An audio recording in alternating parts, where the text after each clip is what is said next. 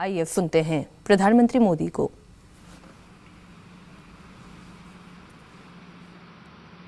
नमो बुद्धाय। इस पवित्र मंगल कार्यक्रम में उपस्थित उत्तर प्रदेश के राज्यपाल श्रीमती आनंदीबेन पटेल, उत्तर प्रदेश के मुख्यमंत्री श्रीमान योगी आदित्यनाथ जी, कैबिनेट में मेरे सहयोगी श्री जी किशन रेड्डी जी, किरण रिजिजू जी, ज्योतिरादित्य सिंधिया जी, श्रीलंका से कुशीनगर पधारे श्रीलंका सरकार में कैबिनेट मंत्री श्रीमान नमल राजपक्षा जी, श्रीलंका से आए अति पूजनीय हमारे अन्य अतिथिगण, म्यांमार, वियतनाम, कंबोडिया, थाईलैंड, लाओ पीडीआर, भूटान और दक्षिण कोरिया के भारत में excellency ambassadors, Sri Lanka, Mongolia, Japan, Singapore, Nepal और अन्य देशों के वरिष्ठ राजनयिक, सभी सम्मानित भिक्षुगण और भगवान बुद्ध के सभी अनुयायी साथियों, अश्विन महीने की पूर्णिमा का ये पवित्र दिन कुशीनगर की पवित्र भूमि और अपने शरीर अंशों रैलिस के रूप में भगवान बुद्ध की साक्षात उपस्थिति, भगवान बुद्ध की कृपा से आज के दिन कई अलौकिक संगत, कई अलौकिक संयोग एक साथ प्रकट हो रहे हैं। अभी यहां आने से पहले मुझे कुशीनगर इंटरनेशनल एयरपोर्ट के लोकार्पण का सौभाग्य मिला है।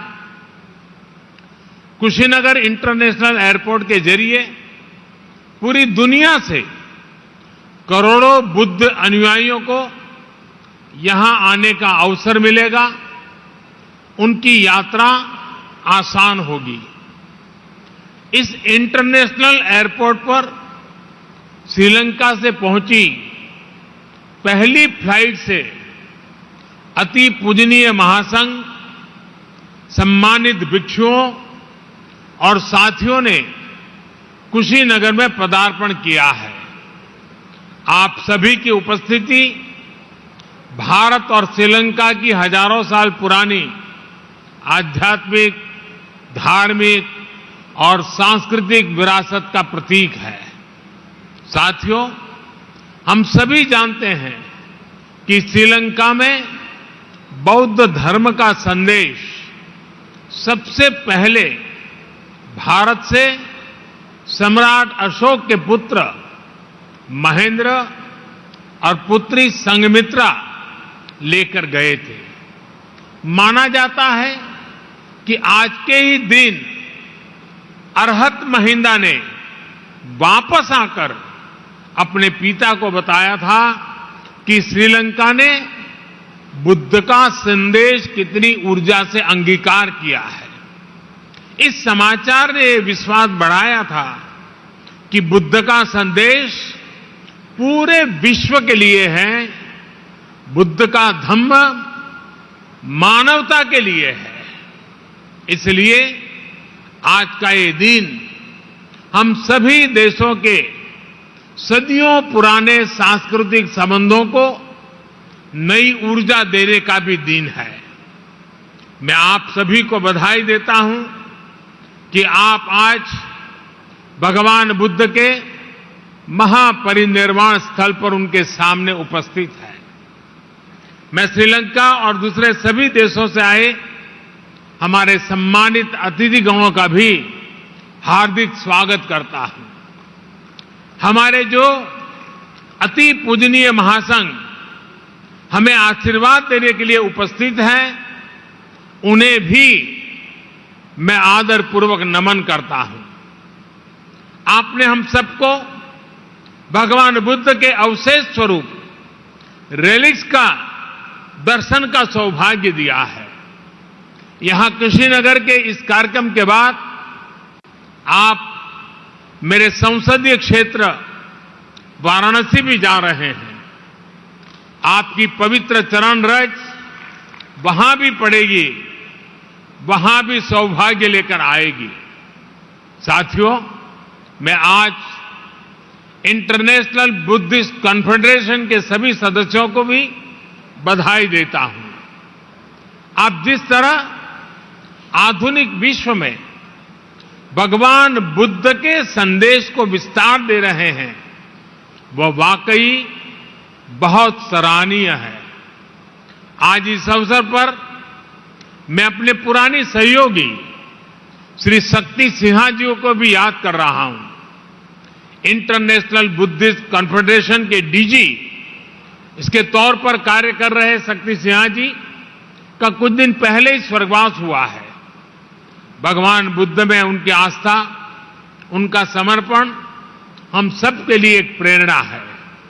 साथियों, आप सभी जानते हैं आज एक और महत्वपूर्ण अवसर है भगवान बुद्ध के तुलसीता से वापस धरती पर आने का।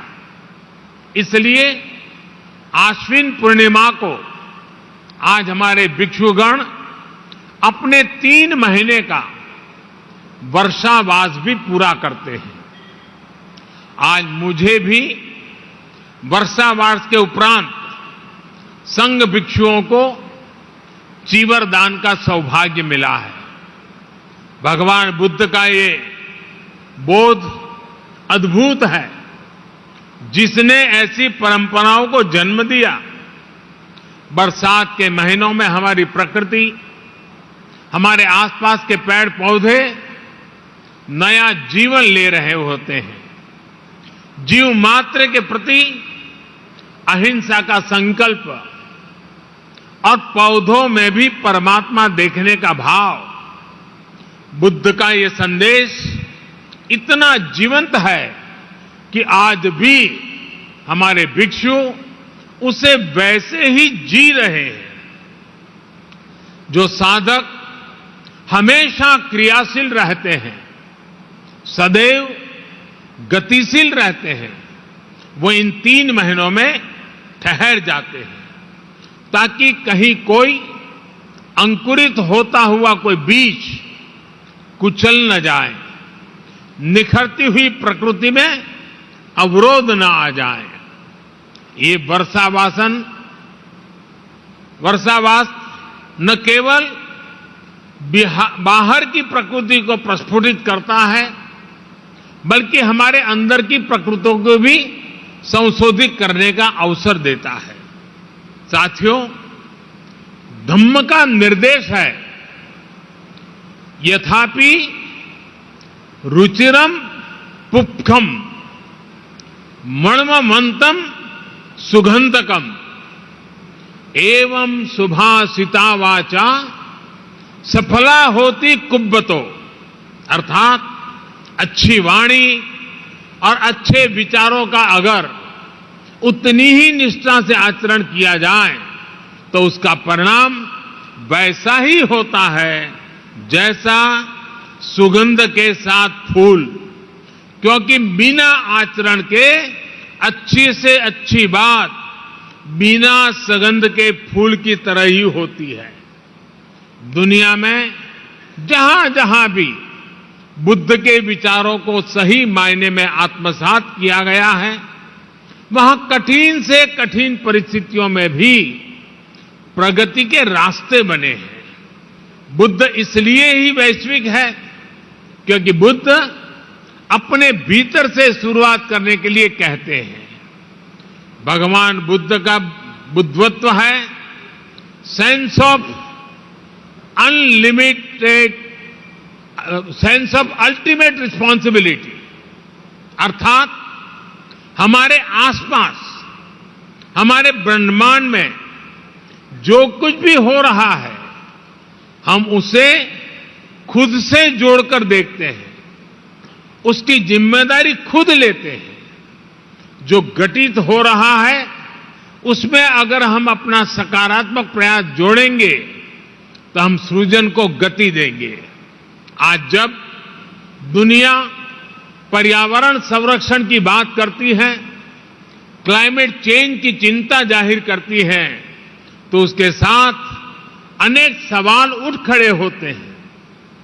लेकिन अगर हम बुद्ध के संदेश को अपना लेते हैं तो किसको करना है, इसकी जगह क्या करना है, इसका मार्ग अपने आप दिखने लगता है। साथियों, हजारों साल पहले भगवान बुद्ध जब इस धरती पर थे तो आज जैसी व्यवस्थाएं नहीं थी, लेकिन फिर भी बुद्ध विश्व के करोड़ों करोड़ लोगों तक पहुंच गए, उनके अंतर्मन से जुड़ गए। मैंने अलग अलग देशों में बौद्ध धर्म से जुड़े मंदिरों, विहारों में यह साक्षात अनुभव किया है। मैंने देखा है कैंडी से क्योटो तक, हेनोई से हम्बनटोटा तक भगवान बुद्ध अपने विचारों के जरिए मठों, अवशेषों और संस्कृति के जरिए हर जगह है। ये मेरा सौभाग्य है कि मैं कैंडी में श्री डलाडा मैला गोवा वहां दर्शन करने पहुंचा था। सिंगापुर में उनके दंत अवशेष के मैंने दर्शन किए और क्योटो में किनकाकुजी जाने का अवसर भी मुझे मिला। इसी तरह साउथ ईस्ट कंट्रीज के भिक्षुओं का आशीर्वाद भी मुझे मिलता रहा है। अलग अलग देश, अलग अलग परिवेश, लेकिन मानवता की आत्मा में बसे बुद्ध सबको जोड़ रहे हैं। भारत ने भगवान बुद्ध की इस सीख को अपने विकास यात्रा का हिस्सा बनाया है, उसे अंगीकार किया है। हमने ज्ञान को, महान संदेशों को, महान आत्माओं के विचारों को बांधने में कभी भरोसा नहीं किया है। उसको बांध के रखना ये हमारी सोच नहीं है। हमने जो कुछ भी हमारा था उसे मानवता के लिए मम भाव से अर्पित किया है। इसलिए अहिंसा, दया, करुणा ऐसे मानवीय मूल्य आज भी उतनी ही सहजता से भारत के अंतर्मन में रचे बसे हैं। इसलिए बुद्ध आज भी भारत के संविधान की प्रेरणा है। बुद्ध का धम्म चक्र भारत के तिरंगे पर विराजमान होकर हमें गति दे रहा है। आज भी भारत की संसद में कोई जाता है तो इस मंत्र पर नजर जरूर पड़ती है, धर्म चक्र प्रवर्तनाय। साथियों, आमतौर पर यह भी धारणा रहती है कि बौद्ध धर्म का प्रभाव भारत में मुख्य रूप से पूरब में ही ज्यादा रहा, लेकिन इतिहास को बारीकी से देखें तो हम पाते हैं कि बुद्ध ने जितना पूरब को प्रभावित किया है उतना ही पश्चिम और दक्षिण पर भी उनका प्रभाव है। गुजरात का वडनगर, जो मेरा जन्म स्थान भी है, वो अतीत में बौद्ध धर्म से जुड़ा एक महत्वपूर्ण स्थान रहा है। अभी तक हम ह्वेनसांग के उद्धरणों के जरिए ही इस इतिहास को जानते थे, लेकिन अब तो वडनगर में पुरातात्विक मठ और स्तूप भी एक्सकेवेशन में मिल चुके हैं। गुजरात का ये अतीत इस बात का प्रमाण है कि बुद्ध दिशाओं और सीमाओं से परे थे।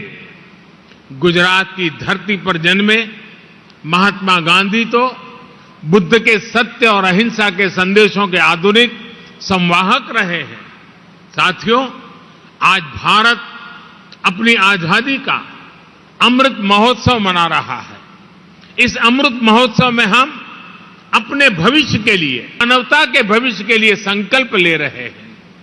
हमारे इन अमृत संकल्पों के केंद्र में भगवान बुद्ध का वो संदेश है जो कहता है, अपमादो अमत पदम, पमादो मच्चुनो पदम, अपमत्ता न मियंती, ये पमता यथा मता।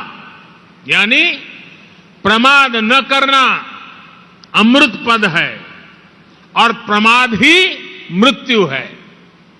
इसलिए आज भारत नई ऊर्जा के साथ आगे बढ़ रहा है, पूरे विश्व को साथ लेकर आगे चल रहा है। भगवान बुद्ध ने कहा था, अपदीपो भव, यानी अपने दीपक स्वयं बनो। जब व्यक्ति स्वयं प्रकाशित होता है तभी वह संस्कार को भी प्रकाश देता है। यही भारत के लिए आत्मनिर्भर बनने की प्रेरणा है। यही वो प्रेरणा है जो हमें दुनिया के हर देश के प्रगति में सहभागी बनाने की ताकत देती है। अपने इसी विचार को आज भारत सबका साथ, सबका विकास, सबका विश्वास और सबका प्रयास के मंत्र के साथ आगे बढ़ रहा है। मुझे पूरा विश्वास है कि भगवान बुद्ध के इन विचारों पर चलते हुए हम सब एक साथ मिलकर मानवता के कल्याण का मार्ग प्रशस्त करेंगे। इसी कामना के साथ आप सभी का बहुत बहुत धन्यवाद। भवतु सब्ब मंगलम। नमो बुद्धाय। सुबह की मंगल कामना करते हुए प्रधानमंत्री नरेंद्र मोदी को आपने सुना। इसी शब्दों के साथ उन्होंने अपने संबोधन को विराम भी दिया। इस कार्यक्रम की लाइव तस्वीरें हम आपको दिखा रहे हैं। बौद्ध धर्म की अहमियत क्या है, कुशीनगर एयरपोर्ट से किस तरीके से बौद्ध धर्मावलंबी कुशीनगर आ पाएंगे, बौद्ध सर्किट तक बेहद आसानी से वो जा पाएंगे, इन तमाम बातों का उल्लेख उन्होंने अपने संबोधन में किया। प्रेरित करता रहे, हमारा मार्गदर्शन करता रहे, यही ईश्वर से प्रार्थना है। एक बार आप सबके करतल ध्वनि से माननीय प्रधानमंत्री महोदय और इसी के साथ इस कार्यक्रम का समापन हो गया है। प्रधानमंत्री नरेंद्र मोदी ने कहा, कई अलौकिक संयोग एक साथ हो रहे हैं। अपने संबोधन में उन्होंने कहा कि भारत और श्रीलंका के सदियों पुराने संबंध आज के इस घटना के बाद और ज्यादा मजबूत होंगे। इंडिया टीवी हर वक्त हर जगह डाउनलोड करने के लिए सर्च करें India TV news Google play store या ऐप स्टोर पर।